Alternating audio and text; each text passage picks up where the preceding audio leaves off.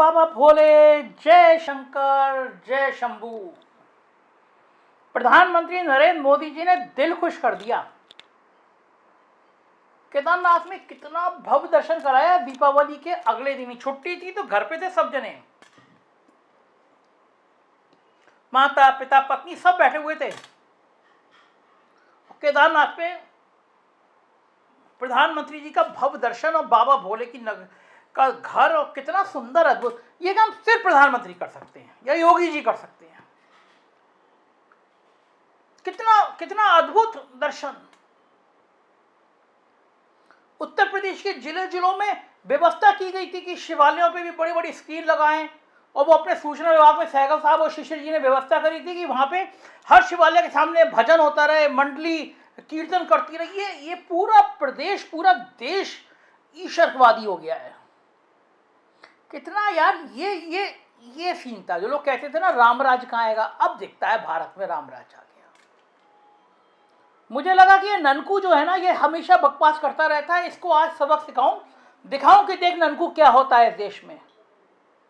मैंने फोन मिलाया कल, मैंने कहा पड़वा है, जरा आ जाना बैठ के।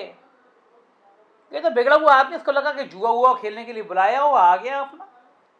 मैं कहा ननकू देखा केदारनाथ, इसे कहते हैं सच्चे राष्ट्रभक्त, इसे कहते हैं ईश्वरवादी आदमी। देख कितना अद्भुत काम करते हैं प्रधानमंत्री। 5 बार जा चुके केदारनाथ। पहले गुफा में बैठ के वहां पे ध्यान किया, अद्भुत गुफा थी। और आज देख क्या बढ़िया भव्य आयोजन केदारनाथ में। मन खुश हो गया, सच में आत्मा खुश हो गई। अरे ननकू तू बात मान, ये कम्युनिस्ट की तरह बातें मत किया कर, कभी कभी तारीफ किया कर। तारीफ करेगा तो हौसला बढ़ेगा। इस तरह के और काम होंगे, योगी जी भी करेंगे और मोदी जी भी करेंगे। आज देख योगी जी भी कितने ध्यान से यूं करके टीवी पे एकजुट यूं करके बिल्कुल टीवी पे देख रहे थे, कितना अच्छा लग रहा था। योगी जी मोदी जी को सुन रहे थे। ननकू बात मान, थोड़ा अपना बुद्धि उद्धि ठीक कर। समझ रहा है ना मैं क्या कह रहा हूं। ननकू बोला इस देश में मैं ही नहीं, पूरा देश और पूरी दुनिया समझ रहा है। जब से आजादी मिली और जब से गणेशंकर विद्यार्थी ने पत्रकारिता के सपने देखे थे, किसी ने भी कल्पना नहीं करी थी कि तुम जैसे गोदी मीडिया के लोग देश को यहां तक ले आओगे। देश बर्बाद कर दिया तुमने। तुम इन राजनेताओं के असली आचरण के बारे में बात ही नहीं कर सकते। ये मान लिया कि तुम बिक गए हो, ये मान लिया कि चांदी के चम्मच तुम्हारे मुंह में डाल दिया गया है, लेकिन तुम देश को, प्रदेश को कहीं इतने गर्त में ले जा रहे हो। तुम सच सच बताओ, तुम्हारी आत्मा कहीं धिक्कार थी? तुमने एक बार भी सवाल किया कि पीलीभीत का वो डीएम, उसका एक लेटर वायरल हो रहा है, पुलकित खरे नाम है, उसने लेटर में कहा है कि हर खंड विकास स्तर पर और हर नगर पालिका के स्तर पर शिवालयों के पास बहुत बड़ी स्क्रीन लगाई जाएगी, स्ट्रीमिंग होगा, भजन मंडली भजन करेंगी, प्रधानमंत्री वहां बोल रहे होंगे, भाषण दिखाया जाएगा। तुम्हारे मुंह से एक बार भी निकला कि जिस प्रदेश में खाद नहीं मिल रही है, हाहाकार मचा हुआ है, अन्नदाता दम तोड़ रहा है खाद की लाइन में, अन्नदाता आत्महत्या कर रहा है, वहां तुम करोड़ों अरबों खर्च करके स्ट्रीमिंग करके प्रधानमंत्री का भाषण सिखा रहे हो। करोड़ों रुपए खर्च करके मंदिर शिवालय के बाहर होर्डिंग लग रहे हैं, वहां पे भजन हो रहा है। ये क्या आशाराम बाबू की सभा है? मुरारी बाबू की कथा है? कहां से इसका पैसा आएगा? कौन देगा पैसा? तुम। पहले गोदी मीडिया को करोड़ों, 1,000 करोड़ के विज्ञापन उत्तर प्रदेश में दिए गए 4 सालों में। चुनाव सिर पर है तो अब पता है कि विकास का काम खेला नहीं हुआ है गांव में। बेरोजगारी चरम पर है। 69,000 शिक्षक भर्ती घोटाले को लेकर युवा आंदोलन कर रहे हैं।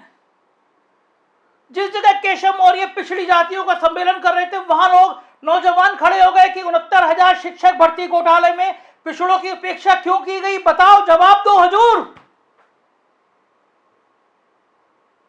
कोरोना महामारी में उत्तर प्रदेश ने पूरी दुनिया में नाम नीचा कर दिया।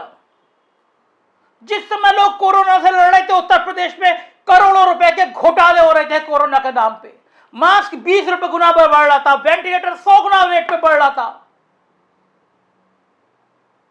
जिस समय कोरोना में लोग तड़प तड़प के मर रहे थे, उत्तर प्रदेश की सरकार पंचायत चुनाव करा रही थी, 1,500 शिक्षक मर गए।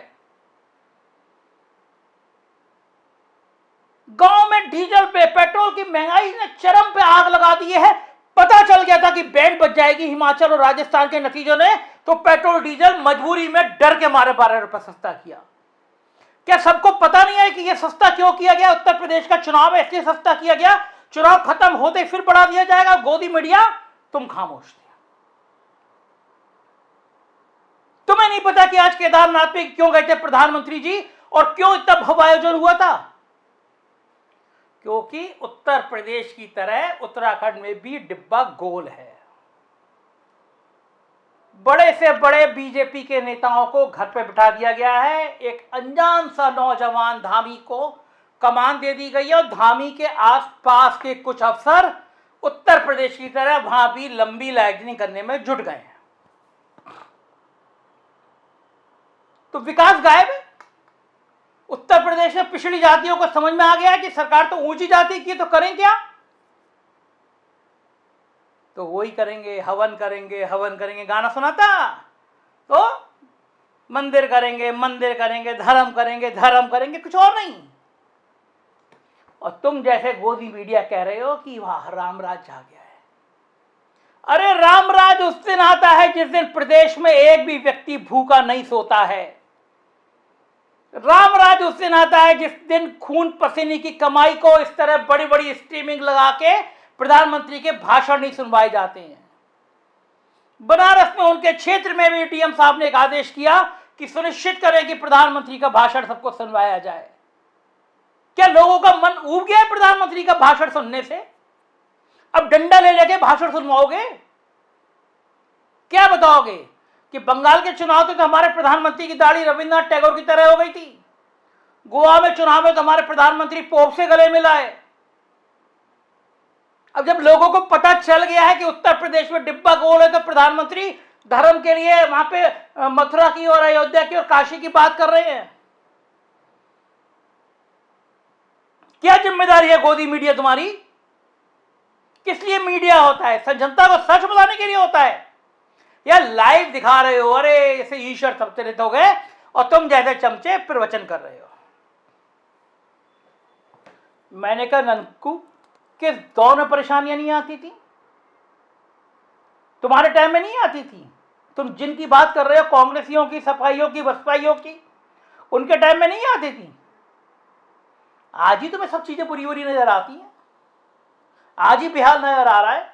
अरे इतना भव्य आयोजन, तारीफ कर दो, ठीक है। अगर मान लो लग जाएंगी लाइटें वाइटें, करोड़ों रुपए, इतना रुपया है सरकार पे, अगर 1,000 करोड़ रुपए खर्च हो गया इतने बड़े बड़े स्कीम में, तुम्हें पेट में दर्द क्यों हो रहा है? मेरे पेट में इसलिए दर्द हो रहा है क्योंकि मैं इस देश के गरीब को देख रहा हूं। मेरे पेट में इसलिए दर्द हो रहा है कि मैंने गांव गांव जाकर लोगों का बेहाल होते हुए देखा है, उनको तड़पते हुए देखा है, खाद की लाइन में लगे मरते हुए लोगों को देखा है, आत्महत्या करते हुए किसानों की परिवारों की पीड़ा सुनी है। गांव गांव में बेरोजगारी का आलम देखा है, लोग भूख से परेशान हो रहे हैं ये देखा है, लोगों के फसल तबाह हो गई है, जानवर खेतों में घुस रहे हैं, कोई कुछ कर नहीं पा रहा, मैंने ये देखा है, इसलिए दर्द होता है। बहुत उम्मीद थी कि लोकतंत्र में मीडिया का एक बड़ा स्थान होता है, तुम लोग सच बोलोगे, लेकिन सच बता रहा हूं, इस देश में जितना पतन इस देश में नेताओं का नहीं हुआ है, उससे ज्यादा तुम्हारी मीडिया का हो गया है। धन पशुओं ने खरीद लिया है मीडिया और तुम केवल पूंछ हिला रहे हो। क्या करेगी सरकार? जांचें कराएगी, गिरफ्तारी करेगी, एफआईआर करेगी, क्या मर जाओगे? जेल से निकल के नहीं आओगे? कौन दुनिया का ऐसा बड़ा तानाशाह हुआ है कि जो उसका इकबाल इतना बुलंद हो कि उसने अपने खिलाफ उठने वाली हर आवाज को बंद कर दिया हो? इन सारे तानाशाहों का अंत दुनिया में बहुत बुरा हुआ है। जो तानाशाह सोच रहा है कि मीडिया की जांच करा के, हमला करा के, छापे डलवा के हम मीडिया का बंद कर लेंगे, तो उस तानाशाह का अंत भी बहुत बुरा होना तय है। गोदी मीडिया 1000 करोड़ के विज्ञापन ले लिए तुमने योगी सरकार से, और तुम गरीबों से, किसानों के मुद्दे पे मुंह मोड़ के बैठ गए। तो ये तय न मानना कि अब लोग भी तुम्हारी तरफ से मुंह मोड़ लेंगे। जो सच बोलेगा वही दिखाएंगे। आप सबसे गुजारिश कर रहा हूं साहब, अगर सच बोलता हूं, लगता है बेखौफ बोलता हूं, लगता है सरकार की आंख में आंख डाल के बात कर सकता हूं, हमें सरकारों से विज्ञापन नहीं चाहिए। हमारी कुछ आर्थिक मदद कर सकते हो जरूर करिएगा। नंबर चल रहा है डिस्प्ले, व्हाट्सएप करिएगा, मेरी टीम संपर्क करेगी। इन जैसे गोदी मीडिया को जवाब देने का यही प्लेटफॉर्म है। तय करिए कि आप में से हर व्यक्ति 10 लोगों से कहेगा इस चैनल को सब्सक्राइब करें। एक बड़ी आवाज उठाएंगे हम इस गोदी मीडिया के, और सच जरूर दिखाएंगे। मैंने कहा ननकू दफा हो जाए यहां से, बड़ा सच दिखाएंगे।